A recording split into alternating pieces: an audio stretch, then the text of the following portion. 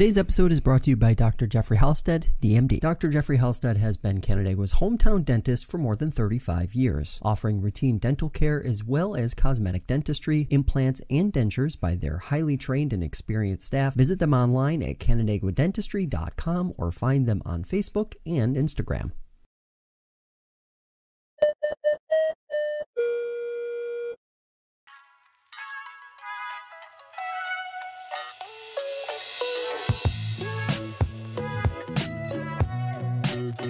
All right, welcome to another edition of FLX Today. I'm Josh Durso, and I'm joined by Jennifer Lake. She is the CEO of Goodwill of the Finger Lakes, and they just celebrated a new store opening in Canandaigua at the former Bed Bath & Beyond. Jennifer, thanks so much for taking the time today to talk with us. Oh, it's my pleasure. Thanks for having me on. So before we get into the store itself in Canandaigua, could you give us kind of like an overview of what Goodwill's mission is? Oh, absolutely. Goodwill is so much more than a store. Our mission is elevating people, community, and planet for a good today and a better tomorrow. And we do that through our impact programs, or mission, as a lot of people like to call them, which is serving individuals who are blind or visually impaired.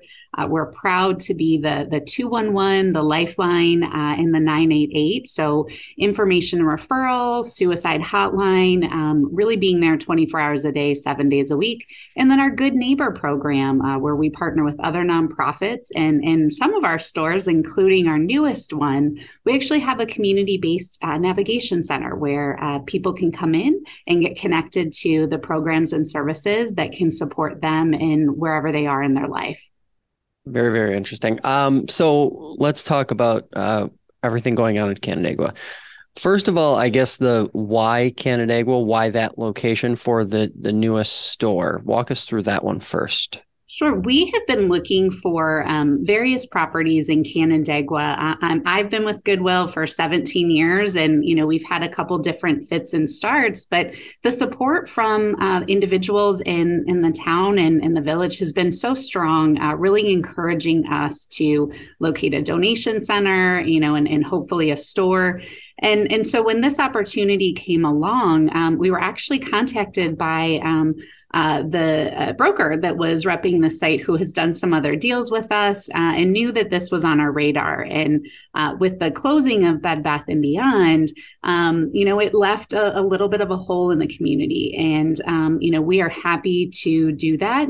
Everyone thinks of the wonderful lake and the affluence. But, there are individuals in Canandaigua that do struggle with their basic needs. And to be able to have a location in the community to really allow people to give their things a second life and really being a good steward to the planet was really impactful for us. So when we look for a location, we want to try to have it be on the end of a plaza that already exists, so that our donors can have that great experience where they can just drive up, drop off their stuff. We can thank them, but they're kind of in and out. So it makes it really easy, very convenient for people. So sometimes it's harder for us to find a spot because those are really desirable. But kudos to our landlord in this plaza. They were really willing to work with us. They believe in our mission and really wanted to make this happen. Absolutely. Grand opening was this past weekend, correct? It was this past Saturday. We're thrilled. We did not expect the volume of people to come out, and it was phenomenal. We had over 200 people waiting in line, and had people still coming up as we were opening the doors. But our first shopper actually got there at 6:55 in the morning for a 9 o'clock opening. So we love our Goodwill shoppers and donors. It was fantastic. We had a great time. Thanks to Wegmans across the street. They had provided some lovely treats that we could share with our employees and the people that had been waiting for a while. That's awesome. Curious here, what is the goal of a store? I'd imagine it's slightly different than the traditional for-profit brick and mortar store model. How do you guys approach the business side of the store, and what kind of like the goals are, just sort of short, medium, and long term? No, it's a great question. So first and foremost, wherever we're considering having a store, or we also have manufacturing operations and contact center, we're trying to create jobs for people with barriers to employment. So initially we were founded as an agency for the blind. So we still to this day want to employ anyone who's blind that wants to work, but really any barrier to employment. Goodwills across the country are all independently operated. They're all nonprofits. We definitely don't have a CEO that makes millions of dollars. That's fake news, if you will. So for us, it's about how do we put people to work who want to work, and then we teach them the skills they need to be productive employees. And we're very proud, our Goodwill stores included, all of our employees are at least at $15 an hour, but really in terms of Canandaigua itself, we've now brought about 30 to 35 jobs, depending on how we staff, mostly full-time, all with benefits. Our stores, you start at $16 an hour. And the individuals who receive those donations and price them, they actually get a production incentive. So for us, it's also about creating an opportunity for people to make more money as they help us make money in the stores, because it's not about selling things at, a cheap price so that people who are in a lower socioeconomic status can do that. It's about funding our mission programs. So making sure that we have the resources. Goodwill spends about 60 cents for every dollar in services we provide to people who are blind or visually impaired. The state has a small portion of it. Our 211 services have a small funding from United Way, but that's your shopping, your donations that allow us to have what I would say is one of the best programs in the country for 211. And we're second in the state only to New York City. So when you think of all the calls that we answer, over 100,000 a year, we're second to New York City, and they have, I don't know, a bajillion times more people than we do. So that's what the stores are about, job creation and generating money so that we can have these amazing programs in the community that support so many people. What does that data point that you just mentioned, what does it say about the need in a region like this when it is sort of comparable to a significantly larger area by comparison by population?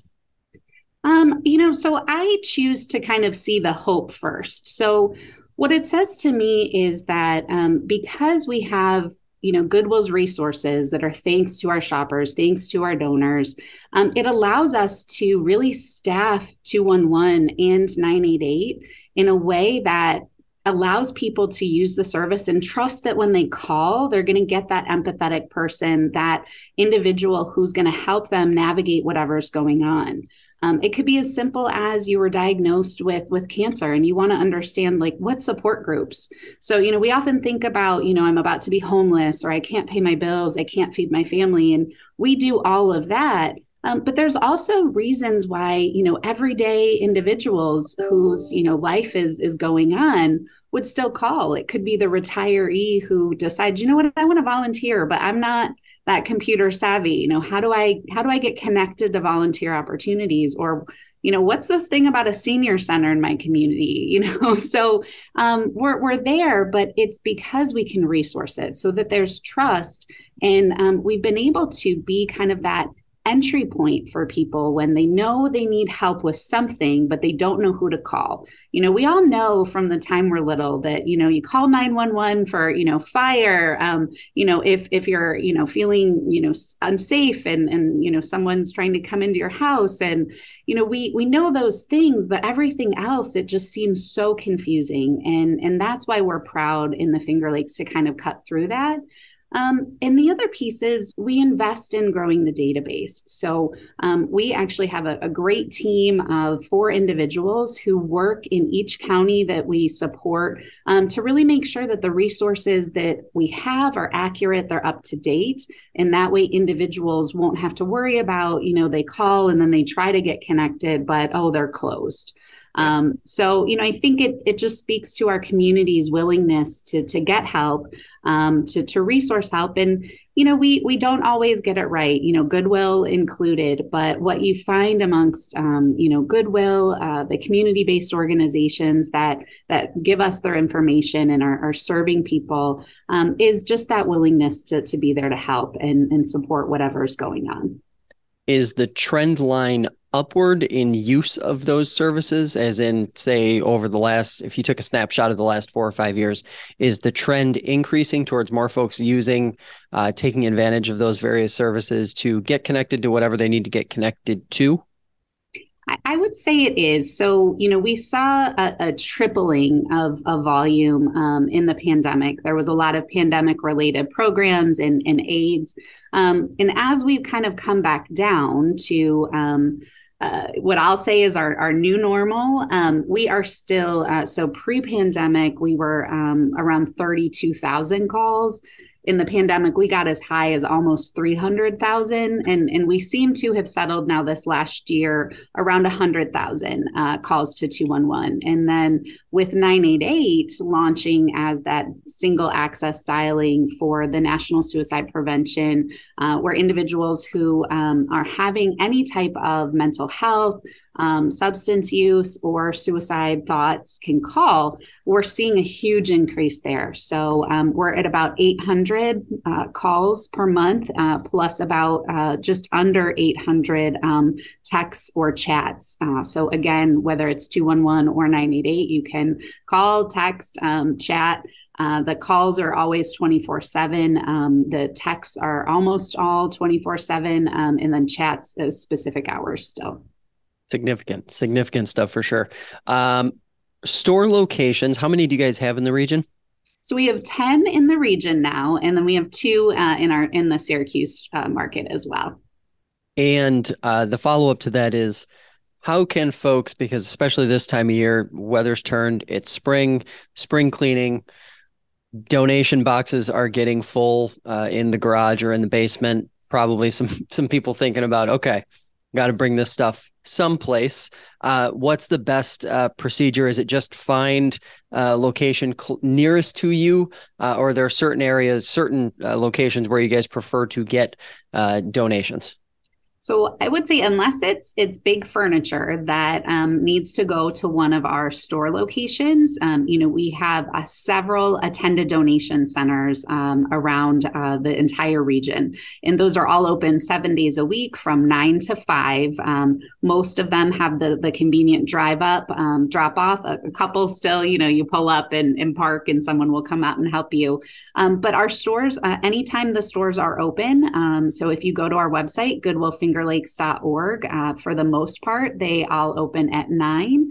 And typically they're open until 7 or 8 o'clock across the region. So as long as we're open, we are accepting donations at the stores. Very cool. Any plans for additional locations, or is that something that you guys are just kind of always evaluating on kind of a longer term basis? So we definitely have plans to continue expanding into the Finger Lakes region in particular. I would say, maybe 1 or 2 more stores around the Rochester metro area, but predominantly it'll be in the Finger Lakes into Syracuse. We actually go all the way to Utica, where we are able to have stores. And what's great is when we go into communities, the resources stay there. So the 2 stores we have in Syracuse, the dollars we raise in the stores, that stays in that region. So we really are good about making sure that if a community is supporting our community impact work or mission, as people like to call it, that stays right in the region. So it's about job creation and supporting those specific communities. Love that. And last question, for folks who don't have anything on hand to donate, they want to give back, they want to help you guys somehow. What are the best ways to help the mission, help what you guys do, sustain that work? So, we talk to people about giving us their time. So we do have great volunteer opportunities. Our Good Neighbor program in particular, where we redistribute donations. So contrary to popular opinion, Goodwill actually gives away hundreds of thousands of stuff every year. We just don't do it in the stores, and we don't do it directly. So we have over 40 nonprofits in the region that we give our stuff. So clothing, household items, sheets, bedding, you name it, we give it away through others. But that only works because we have volunteers who will come out and help us fulfill those requests. The needs in the community are great. So we have a small team team of Good Neighbor. We have 5 employees in that program, but it only works because we have over 100 volunteers that come and really work with us. And what's great is if it wasn't donated directly into Good Neighbor and we need something, those volunteers just go and take it from the store. So it's really great because, oftentimes you donate to other organizations who sometimes turn around and donate it to us because it wasn't exactly what they needed, but we're able to provide them with the things that are in demand for the people they serve. And one more time for the folks listening and watching, what's the website? GoodwillFingerLakes.org. Jennifer Lake, appreciate the time. Thanks so much for taking it. Thanks so much. Have a